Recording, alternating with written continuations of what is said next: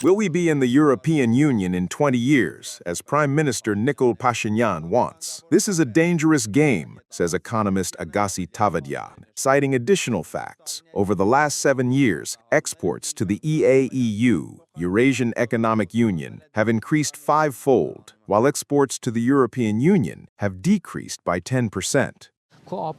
By the time your product reaches the European Union market, transportation costs are so high that the price doubles. To lower those transport costs, you would need, for example, the Turkish border to be open. In other words, one must clearly understand that the road to the European Union runs through Turkey, first and foremost. And here a question arises. Okay, with all these obstacles, isn't it better not to think about abolishing customs duties, but rather to supply a product for which tariffs are not a factor? For example, Argentine wine is very well represented in the EU market, despite the fact that Argentina is not a member of the European Union.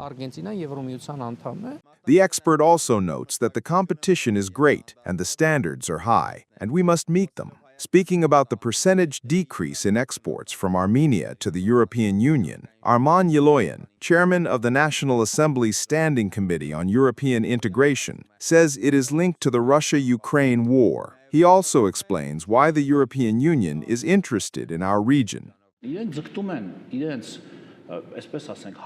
They strive to share their success, so to speak, in exchange for getting predictability, predictable neighbors, a predictable environment, and so on.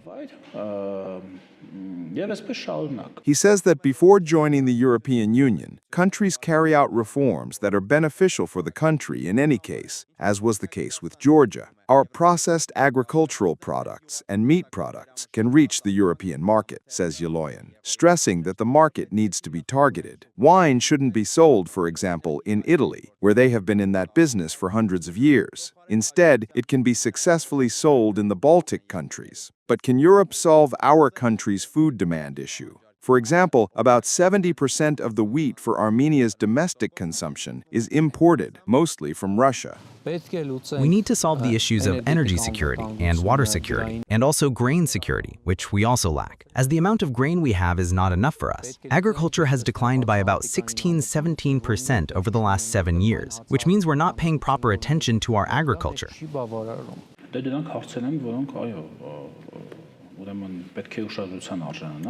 These are issues that, yes, need attention, but we're talking about a long-term perspective, aren't we? We're not talking about next year. The solution to your question lies in certain long-term strategies. Yes, naturally, if we were to make such a decision right now, for next month, then yes, a problem could arise in the supply chain, which would lead to some price instability in the market. That's why we are doing everything very calmly, in a balanced way, measuring 1,000 times and cutting once.